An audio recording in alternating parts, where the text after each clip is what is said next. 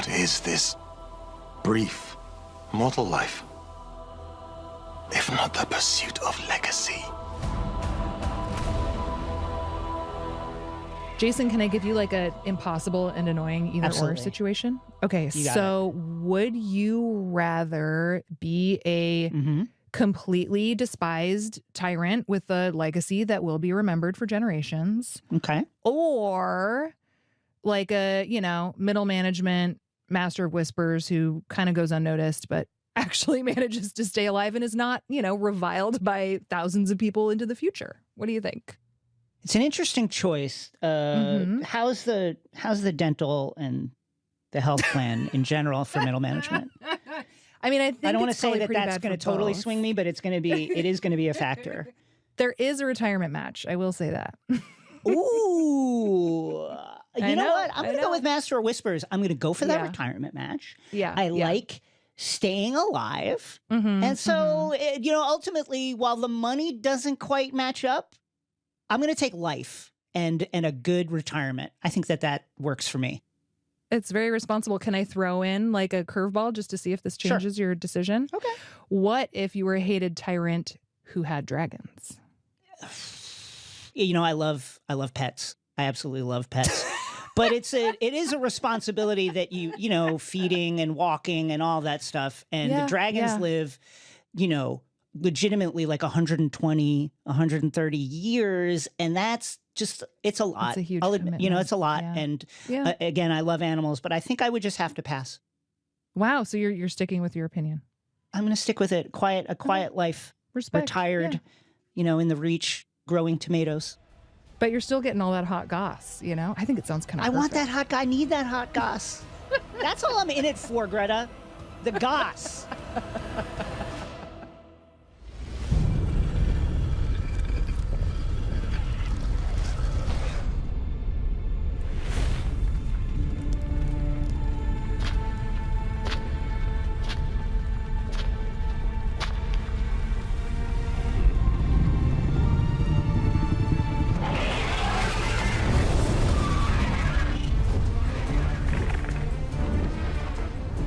Welcome to the official Game of Thrones podcast, House of the Dragon. I am Jason Concepcion, host of the podcast X-Ray Vision from Crooked Media and Binge Mode from The Ringer. And I'm Greta Johnson, host of WBEZ's Nerdette podcast, and this is a Game of Thrones podcast for everyone, whether you're an OG Thrones watcher or if you can't wait to start watching with the new HBO original series, House of the Dragon. Before the show premiere on August 21st, we're taking you through all the House of the Dragon news and updates before the main event. Yes, and then once the show airs, we are going to give you an exciting recap plus exclusive interviews with the cast and crew every week right after the show airs. In this episode, Jason and I are going to break down the latest House of the Dragon news, and we're going to take you back to the magic of Comic-Con, which Jason got to go visit. You'll also hear my interview with Steve Toussaint from Comic-Con, which was so fun. That sounds super cool. And then later, we are actually going to take you on a tour through Westeros. We're going to stop by all your favorite spots and go through some of the important histories of each and its significance in this world. Is there anywhere you're super excited to stop in at, Jason? Gosh, I'd love to see the capital. Real estate prices in King's Landing are popping off, as you know, as they are all around the world. And I would just like to get my hands on something there. Smart before what about the you? interest rates go up, Yeah. I completely agree. I think I'm really mostly excited about the Red Keep. I just feel like, that's where like all the drama happens, right? So let's go check it out. Let's go.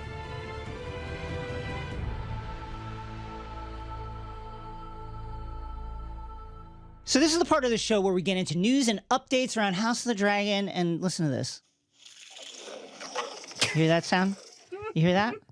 That's my dragon. That's my little dragon baby. One of the fun things that we were able to do was use the Dracarys app, which is elevator pitch. It's Tamagotchis for dragons. So you've got your little dragon. You hatch it from an egg. You use your phone to like look around the world so you can see where your dragon is, like in your room. Right now, my dragon is like flitting between my desk and the floor. And then you feed it as one would do, just like a Tamagotchi. You're feeding it. And it's wonderful to watch her grow And Jason, among the many things you got to do at Comic-Con, you actually got to download this app early too. And there's audio of you meeting your little dragon for the first time. Let's take a listen. Yes! We're entering the hatchery, baby. Oh, there's the eggs. I see them. You know what? I'm going to go with the red egg. Oops. It's hatching. I've claimed my egg. It's a red egg, beautiful red egg. Now taking it home to the United States from ruins of Old Valyria. It's hatching now. And it's beautiful. Let's call it Canaris, since we're here at the San Diego Comic-Con. It's making me Velaryonize it, which is smart. Canaris! Canaris, come back. To me, my dragon, Mazis. Here he comes. What a delightful little creature, and this is only the beginning of our life together. Of course, it will take some months, if not years, for Canaris to be big enough for me to ride them and, destroy entire regions. But I hope that with a little love, we'll be able to do that. I only just downloaded this yesterday, but it's been super fun. What's the name of your dragon? So it's, Valyrian for waffles. I decided to go with waffles. There was like a doodle across the street from me years ago named Waffles, and they'd be like, "God damn it, waffles!" And I just thought it was the funniest thing. So yeah, that's great. I figured. So it's Valyrian for waffles. Vavalera. Vavalera. I love that. Apparently is Valyrian for waffles. Who knew? One thing I wanted to say, Greta, and I talked about this with some of the lovely producers and people that we're working with. I think that we should, just to kind of like juice our engagement here with our dragons, I wanted to see how you'd feel about maybe a little bit of a competition. I think we should see whose dragon loves its owner more. That's how I think that we should frame this. Our time with the Dracarys app, I'm trying to make sure that Canaris loves me more than your dragon, unpronounceable waffle name, loves you. I mean, okay, so I'm not opposed to like a good, friendly competition, but like, what are the metrics for this though, dude? And we'll figure that out. It's very on the fly. It's very ground level. No bad ideas in a brainstorm. Yeah, I picked up on that. Okay, well, Jason, I guess you and I can kind of hammer out the details of our friendly competition in another week. We'll keep checking in on our dragons. But in the meantime, you listening right now can also get a dragon of your own. You can download the Dracarys app at the App Store or on Google Play. You'll be hearing more about Comic-Con next week, but right now, maybe it's time we took a little tour through the beautiful land of Westeros, the location for most of the events of House of the Dragon and, of course, Game of Thrones. And then if we have time, we'll peek on over to Essos and see what they're doing over there. Essos for a treat, if we're good. Is it one of those kind of deals? That's exactly right. So the reason why we are going on a tour of Westeros is because, and if you're already familiar with Game of Thrones, either the books or the series or just in general, this is like a huge sweeping place. There are a lot of different locations with really distinct and important histories. So what we're going to try to do in just a couple minutes is essentially kind of connect some dots for you so that you can go into this new show feeling like, oh yeah, I know what the Red Keep is. I know what's happening here. This makes sense to me, essentially, is what we're doing.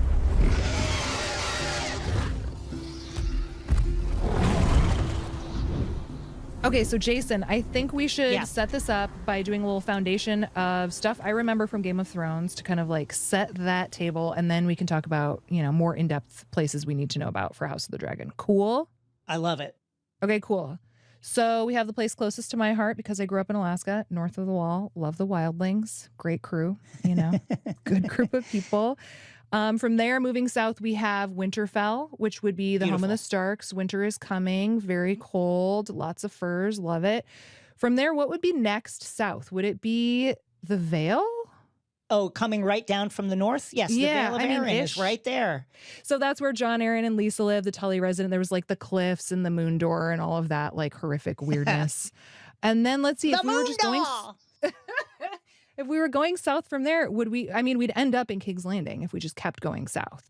That's exactly right. And of course, that's where, the ruler of Westeros, usually the king, open to it being a queen, lives. And that's where the Iron Throne is. And of course, in King's Landing, you've got Flea Bottom, you've got the Red Keep, that's the castle. And then, if you like dodge east, then there's Dragonstone, which is where Stannis Baratheon lived, and that's where Daenerys set up her camp when she was getting ready to take shit over. That's exactly right. Okay, so aside from all of those places, what should we set up as we're entering the world of House of the Dragon? Well, we should also think about Old Valyria, which was area over in Essos. R.I.P. to Old Valyria. Old Valyria was destroyed in the Doom, and the only people that survived who rode dragons were the Targaryens. Lucky them. Okay, and yeah, we talked about that a little bit last week. Yeah, that's where Jorah took a swim that he didn't want to take in the waters there and contracted a case of grayscale. Tough look for my guy Jorah. Yeah, so loyal. So yeah, Jason, those are kind of the main places that I remember from Game of Thrones. It has been a really long time since I actually looked at a map of Westeros, though, for sure. Well, let's check one out. Let's look at one now as we take a little tour across the important locations in this world, starting with the Island of Dragonstone. So if you look at King's Landing and then you look to the east, you'll see Blackwater Bay, this body of water here, Blackwater Bay, and there's an island called Driftmark. That's where the Velaryons live. And then the next island over is Dragonstone. Oh, yeah, it's little. So Dragonstone was, as we said in the previous episode, is originally the farthest outpost of the Velaryon Empire. It is dominated by the castle, Dragonstone, castle of the same name. It's where Daenerys was born, right? Daenerys was born in that castle. And legend has it that castle was created by dragonfire. That's how they were able to get that kind of like the melty look of the towers, which mimic the necks of dragons and stuff like that. That's wild. I don't think I really realized how close Dragonstone is to King's Landing. It's just kind of right off the edge, really. It's like 3 skips of a stone over to King's Landing, and which is why in Game of Thrones, ahead of the Battle of the Blackwater, everybody in the capital was so nervous because they knew that Stannis' fleet could come over at any given time. Now, Dragonstone was also the home of the heir apparent, so whatever king is in power, let's say they want to signal to the realm that their favorite son or daughter is next in line to rule, they will let them live in Dragonstone, and that is a signal to everyone like, hey, this person's next. That seems like some good intel to have, for sure. So what about what's in King's Landing that we should remind folks of, you think? King's Landing. It's in kind of the armpit of the bay. Right in the armpit of the bay, at the mouth of the Blackwater Rush River. This is the very spot where Aegon the Conqueror made landfall when he was making his invasion. Oh. He landed here. There was just some fishing villages, not very much, but they decided, you know what, let's build the capital here. We've already got a fortress that we've been building for the invasion. Let's make it a proper capital. And that evolved over the reigns of the first 3 Targaryen kings. And the main place you're going to want to visit whenever you're talking about King's Landing is the Red Keep, which is the home of the royal family. And I remember the Red Keep came up in Game of Thrones. There were a couple of big events that happened there for sure. Oh yeah, a lot of action takes place there. A lot of meetings of noble houses take place there. That's where the Iron Throne is, inside the Red Keep. And the Red Keep, as we saw when Tyrion was kind of scurrying around numerous little hidden passageways, is riddled, Greta, with secret passageways, hidden doors, all that kind of stuff. Now, Maegor the Cruel, King Maegor the Cruel, you can tell, was not a nice man. He oversaw most of the building of the Red Keep, and he really wanted all those secret passageways in there. And in order for them to remain secret, he threw a big party for all the construction workers when they were done building it, and he had them all killed. So no one could talk about the passageways. That's exquisitely. See, this is why I love Game of Thrones, because people do shit like that. It's that bad, you know? I mean, when your nickname is the Cruel, not good. Especially in this world. Not great. On the scale of Game of Thrones, he was cruel. Oh my God. Yeah, that's rough. That's real rough. So we should talk about Flea Bottom too, yeah? Yeah, let's talk about Flea Bottom. This is the place where the regular folks in the capital live. It's the kind normies. Of the normies, the poor folks, the small folk, as they say. A famous thing about Flea Bottom is a bowl of brown, which is kind of the iconic dish of Flea Bottom is a bowl of brown, which is a bowl of brown-colored stew containing meat of unknown origin, possibly human. Could be. I was really hoping that we could just not talk about Bola Brown, Jason. And this is the place that Arya hid out, hunting pigeons after the arrest of Ned and the purging of the Stark household from the Red Keep. I should add that since this is taking place hundreds of years before the events of Game of Thrones, there's going to be certain things that are different. The Great Sept of Baelor, which Cersei blew up, is not even built yet. And the Dragon Pit, which was where they had the big meeting at the end of Game of Thrones. Oh, yeah. It was a ruin then. It is absolutely in service now. It is a full-fledged stable for all your dragons. That sounds cool. I'm excited to see that. Let's head over to the Riverlands, which is kind of like northwest of the capital city. Yeah, it's like almost due north, really. It's more north than I thought it was, actually. Absolutely right. The Riverlands is the place where often a lot of the wars and battles happen because all these rivers lead invading armies to kind of meet at certain places. The Riverlands is kind of dominated by this God's Eye Lake, which is this big lake with a little island in the middle of it.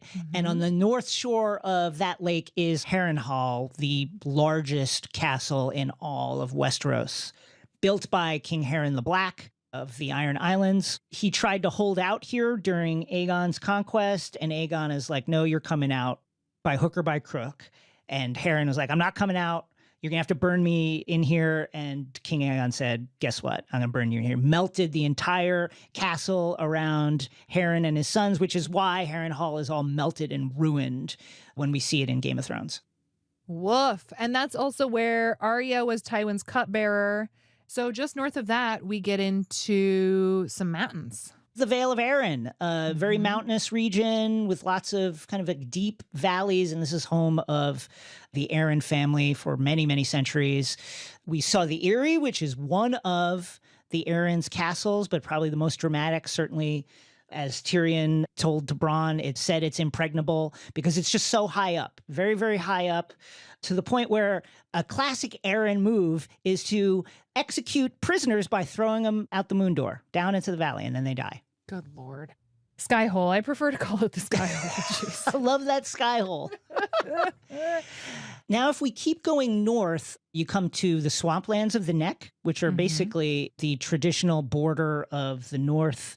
No invading army has ever moved past the Neck, ever, ever, ever. The North has never been successfully invaded from the south by land because the Neck is so impenetrable. And then you keep going up the King's Road, up, and then eventually it's very, very far and very vast and really, really empty because it's very cold. This is the largest, but also the least populated area of Westeros.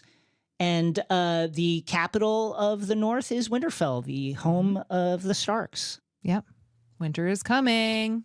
That's what they say. And then if you keep going all the way up, you head to Castle Black and then eventually the Wall. Yes. Yeah, that's where shit gets real weird.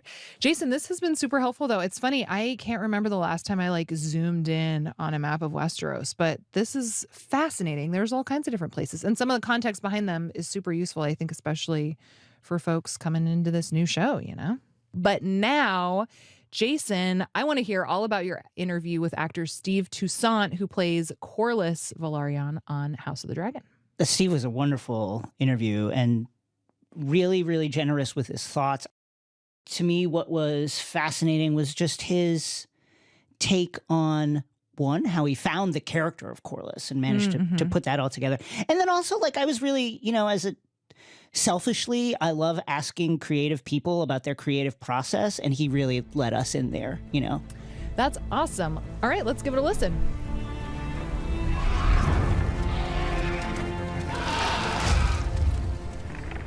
Hi, everyone. Really looking forward to today's conversation because I'm joined by the one and only, very talented Steve Toussaint. You've seen Steve in roles like Prince of Persia, The Sands of Time, It's a Sin, and Doctors. But of course, we're here to talk to him about his portrayal of Sir Corliss Velaryon, the Sea Snake.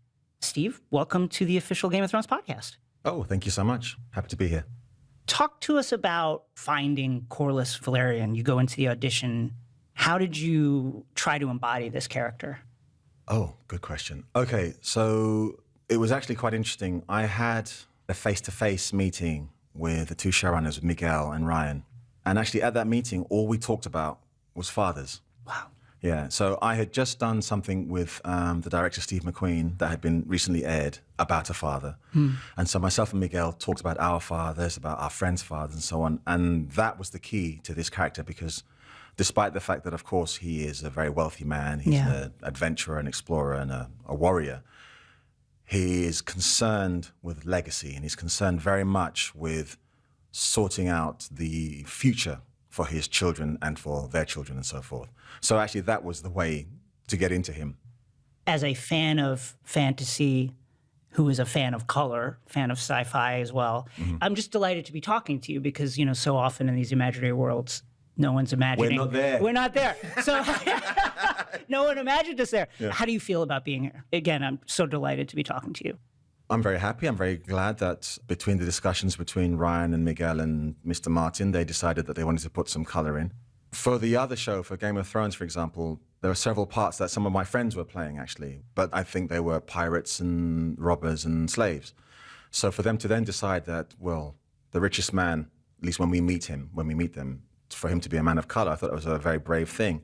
Now, of course, when my casting was announced, there were some people who were not quite so keen on people who looked like me playing this part. And there was some of that stuff, which was a little bit annoying because you just want to be able to, it's a big enough task as it is without having to deal with that stuff. But hey, listen, I'm not an expert on racism, but I'm very experienced in receiving it. So I kind of thought, well, haters gonna hate, you know? So I'm just gonna get on and do my thing. So Corliss, you mentioned the richest man in the Seven Kingdoms at this particular time. Tell us about how he got so rich, his family, his relationship to this power struggle that's going on.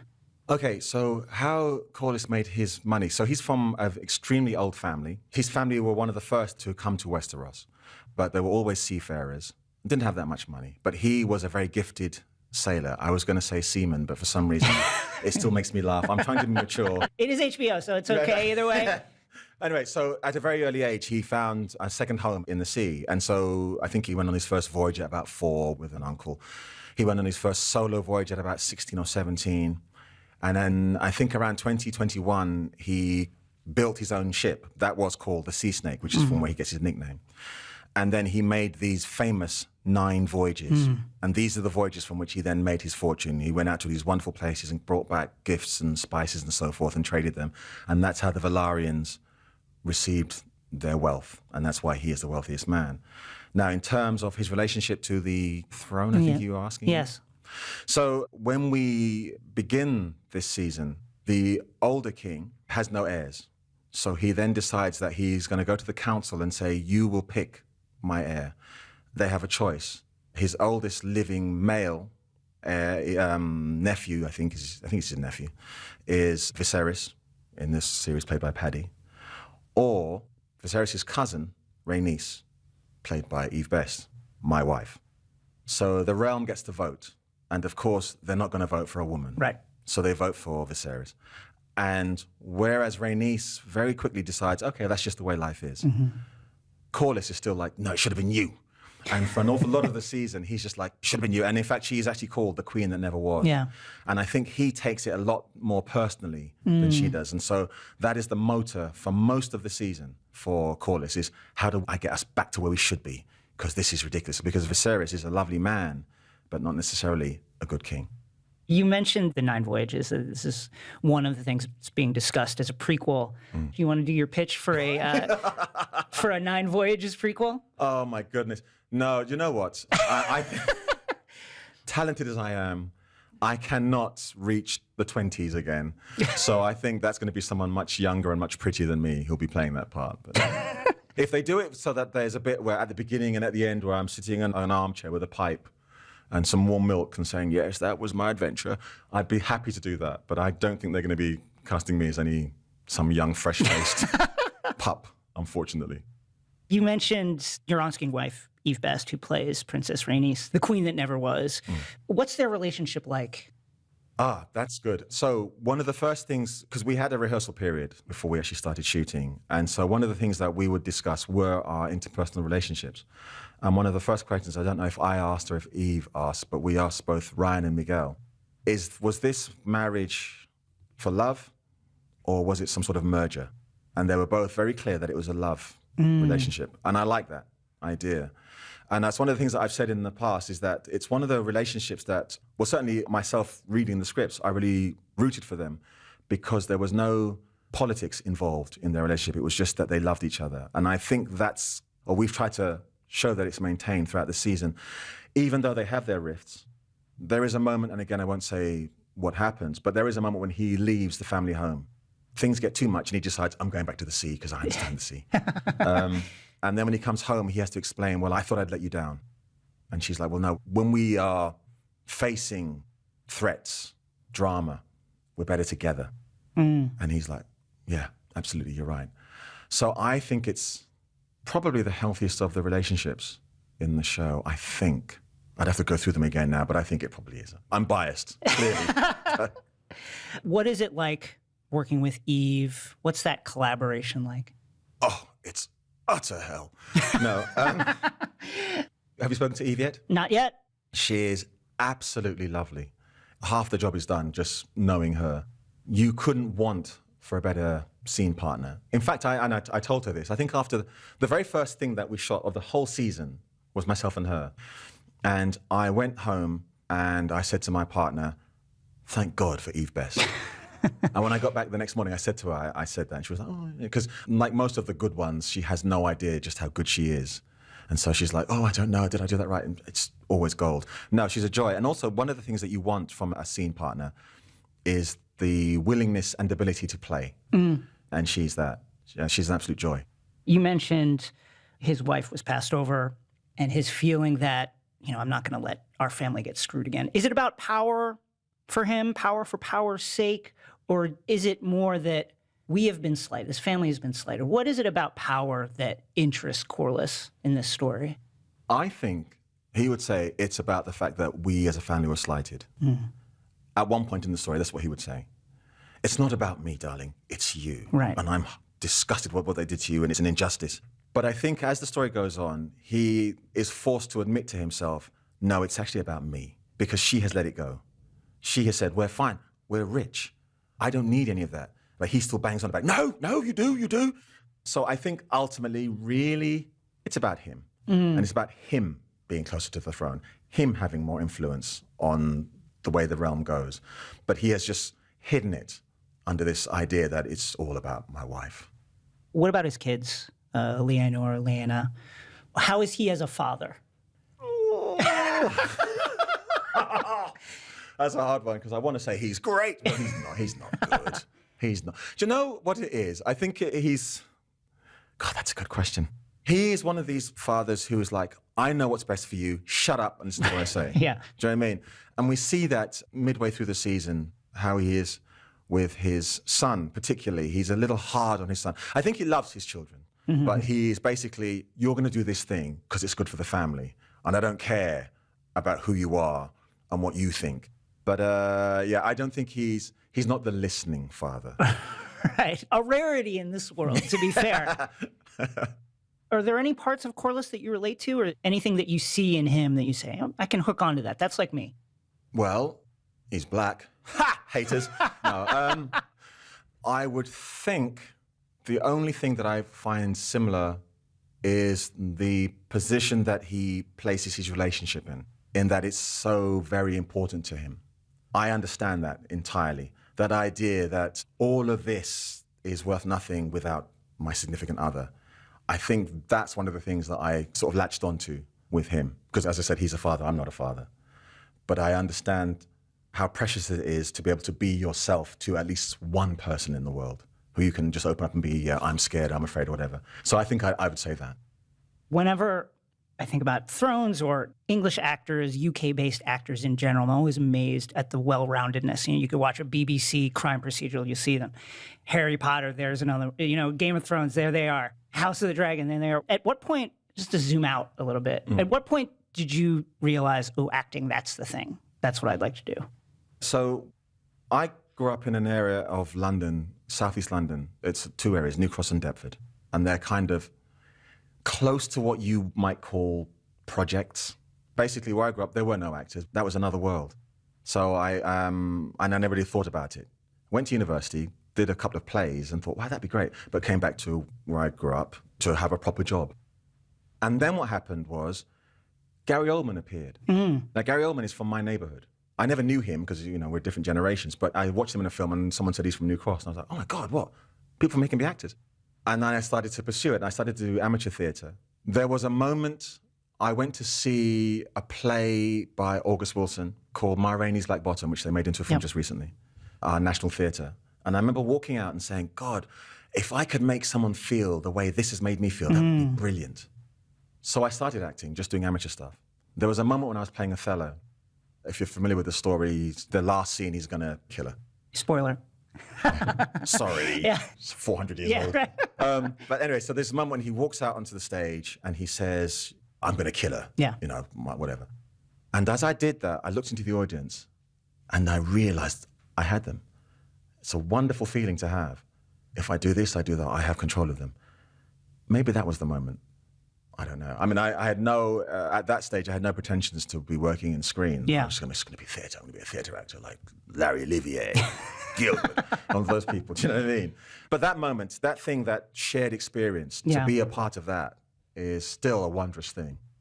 The creative life, whether it's writing or acting or whatever, is often, it's a gambler's life. Was there a point where you're like, look at this, I think I'm making a living. I think I can do this. Yeah, only recently. Last, say, 10 or 15 years, I think. I don't know who it was. Someone said, plans are what make the gods laugh, right? Yeah. So you would just go from job to job. And I was talking to somebody the other day and saying, I used to have this thing where I would be like, oh, if I do that job, it'll lead to this. So the first time that I worked at our National Theatre, I thought, yeah, this is it. And I had a tiny part in the first Judge Dredd movie way back in the 90s. Yeah. And I was convinced that me and Sly Stallone were going to be pals, and hang out.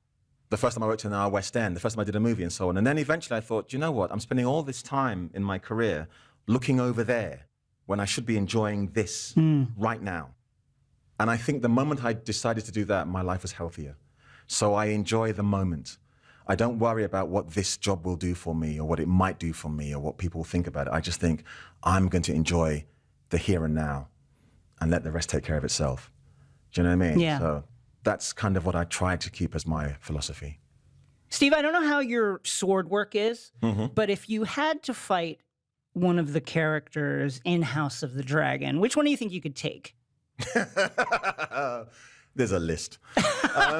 Okay, easy to say who I would avoid. So I'd probably avoid Paddy. Okay. Because Paddy's actually a very gifted boxer. Oh, wow. And he knows how to throw a punch. Good info for me. I'm going to make sure not to. Yeah. Reese is lovely, but I just feel like he's just a bit devious, There's a darkness to Reese. So I'd probably avoid him. The rest are fair game. The rest I'd give him a slap, it'd be fine. Don't tell Matt I said that. Do you enjoy the physical aspect of it? The battles, the swordplay, the armor? You know what? I enjoy it as an idea. Do you know what I mean? So Yeah. what happens is you get the scripts and you go, oh my God, there's a battle. That's going to be great. And I'm going to imagine. And there was a huge battle of wills between myself and Ryan and Miguel because there is a battle scene. And I didn't want to wear the helmet. I was like, no, I've got this image of his locks just flowing in the air as he's swinging his weapon. And they were like, no, he's a good fighter. He would wear a helmet because he'd get his head bashed in. And this went on. I was like, no, I don't want to wear it. And eventually I had to wear it because they're the bosses. But so what happens is you then spend weeks training with stunt guys going through the choreography of this thing. Because my character, he doesn't have a sword. He has this huge, heavy staff thing that has like a double-edged blade on one side and a huge, heavy ball on the other. So the board is for like bashing people's heads in and the blade is for cutting people's heads off. And so we practice that, and you have this thing where they all come at you in an orderly fashion, and you duck and swipe. But of course, then you get onto the set, and suddenly there's all this smoke everywhere, and they're coming at you, and suddenly you, rather than looking like Sean Connery, you're just going, ah, ah, ah, and then you sort of go, cut that together and make me look sexy. And they haven't showed it to me yet, so I don't know if I do look sexy. But when you're standing there on the dunes with the thing like that, with the stake, and then they sort of go, action, you have to run down, ah, that bit's great. And then the fighting is like, oh, God, let it be over. Let it be over. Steve Toussaint, thanks so much for joining us. Oh, thank you very much. It was fun. Delightful. Yeah.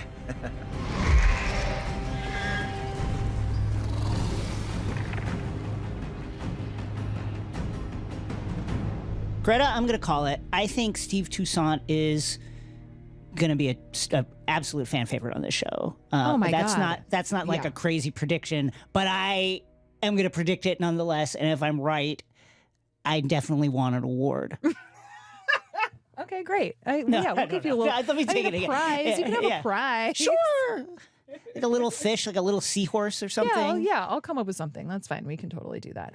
Jason, seriously though, I did really love this interview. I think you're right. He seems like a really lovable guy. Yeah. I thought like he's just had a lot of really interesting things to say about power dynamics, not only in the show, but also, I mean, I don't need to tell you, like high fantasy is generally not a very diverse space. And I think partly what's so exciting about this new show is that the world is expanding in a very necessary and important way.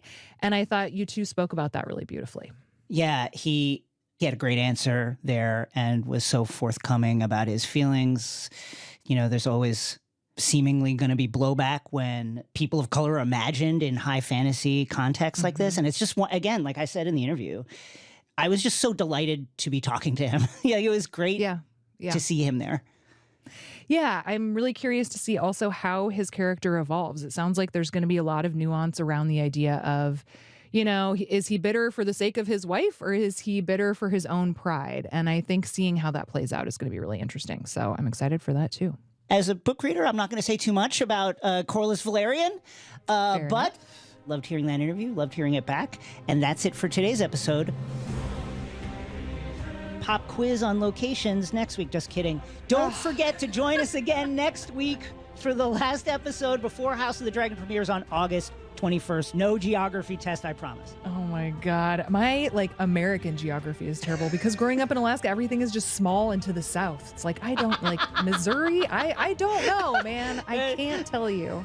And of course, also next week, I am super excited about this because you got to interview the one and only George R.R. Martin, the creator of all of our source material for Game of Thrones and House of the Dragon. Was he fun to talk to? I'd talk about it, but I actually legitimately blacked out and have no memory that it happened. Oh, bummer. Wow. My body locked up, and then I collapsed, much like one of those feigning goats that you'll see on social media and elsewhere. That exact thing happened to me. Wow. So I'm absolutely shocked that I'm still in this job. So you're excited to hear it too, is what you're saying. I can't wait to hear what I said before I blacked out. I got to interview him once a couple of years ago, and he was lovely. So I'm excited to hear what you have too. It's going to be really fun. And then, of course, after next week too, because the show is starting to come out, we're going to move the podcast to Sunday nights too. So that means you can watch the newest episode of House of the Dragon and then immediately run over to your phone or wherever and hit play on our show, which I'm super excited about too. And we'll have recaps of the episodes, and then we're also going to have interviews with the cast and crew too. We want to have you do more than just listen. We want to hear from you. Don't forget to leave a rating and a review wherever you get your podcast. You can find us, of course, on the Game of Thrones and House of the Dragon social media handles. And you can find me on Twitter at NETW3RK. And you can find me at Greta M. Johnson on Twitter and Instagram. The official Game of Thrones podcast, House of the Dragon, is produced by HBO Max in collaboration with iHeartRadio. This podcast is hosted by Jason Concepcion and Greta Johnson. Our executive producer is Molly Sosha. Our supervising producer is Nakia Swinton. Our lead sound engineer is Matt Stillo. This episode was edited by Sierra Spreen. Our producer is Jason Concepcion in association with Crooked Media. Special thanks to Michael Gluckstadt, Allison Cohen, Kenya Reyes, and Becky Rowe at the HBO Max podcast team, and Ashley Morton, Dana Froome, and Liz Keating at HBO Creative Marketing.